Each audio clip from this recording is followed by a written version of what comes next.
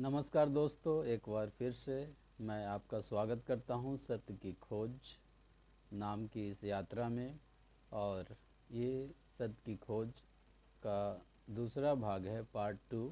और कल जिस प्रकार से हमने देखा कि यीशु मसीह सत्य, मार्ग और जीवन है, इसी को हम आगे बढ़ते हुए आज की वीडियो में हम देखेंगे कि हम किस प्रकार से सत्य को जानें, सत्य को पहचानें और अनंत जीवन को पाएं। मैं अपने विषय में यदि बात करूं तो मैं भी सत्य से अनजान था। सत्य क्या है, इसकी खोज बचपन से मैं शुरू कर दिया था। और जब मैं अलग अलग धर्म ग्रंथों को, अलग अलग साहित्य को, दार्शनिकों को, पंथ को पढ़ा, उसको आजमाया और आखिरी में मुझे ज्ञात हुआ कि सत्य क्या है।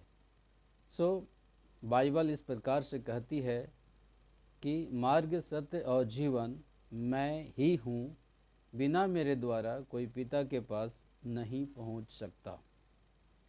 प्रभु यीशु मसीह यूहन्ना नाम की बाइबल में लिखी इस पुस्तक के 14वें अध्याय के 6ठे पद में इस प्रकार से कहते हैं, मार्ग, सत्य और जीवन मैं ही हूँ। यहाँ 3 बातें महत्वपूर्ण है, मार्ग, सत्य और जीवन।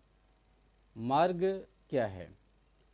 यदि हम देखें कि मार्ग, बहुत सारे हम लोग बोलते हैं कि रास्ता के विषय में है, या फिर जीवन में या जीवन दर्शन में अलग अलग प्रकार के मार्ग है। लेकिन यहाँ पर मार्ग बाइबल में कहने का पर्याय यही है कि परमेश्वर तक पहुँचने का रास्ता, अर्थात किस प्रकार से, किस रास्ते से हम परमेश्वर के पास पहुँचेंगे, इसी को हम मार्ग कहते हैं।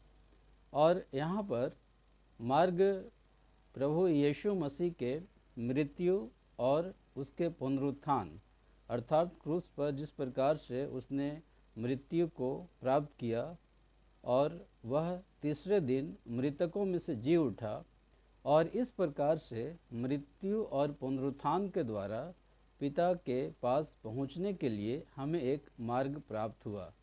तब तक, अर्थात प्रभु यीशु मसीह के आगमन, मृत्यु और पुनरुत्थान तक हमें व्यवस्था के अनुसार से, जो मूसा के द्वारा दिया गया था और प्रत्येक के मनों में भी डाला गया था, चलाए चलते थे।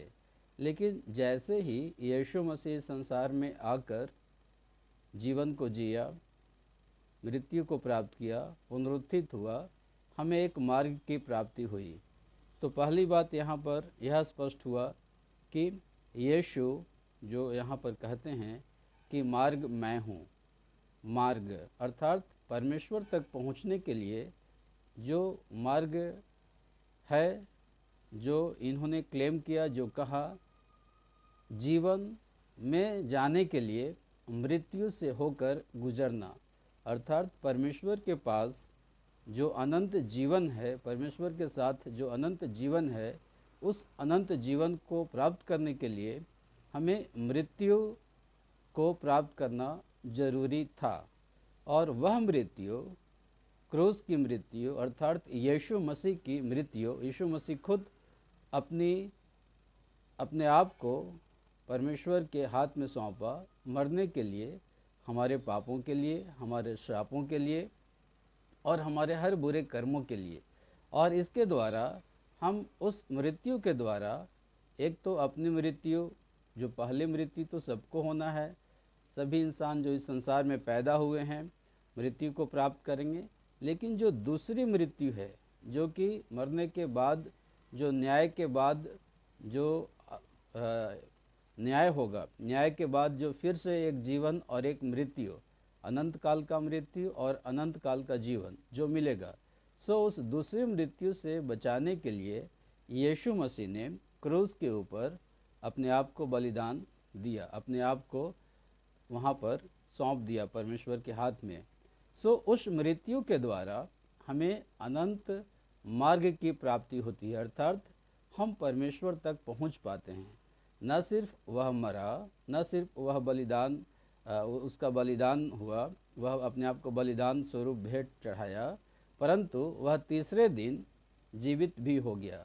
जीवित अर्थात पुनरुत्थान, फिर से शरीर में वह जीवित हुआ और जीवित होने के बाद वह 40 दिन तक गलील और इस्राएल में वह दिखता रहा।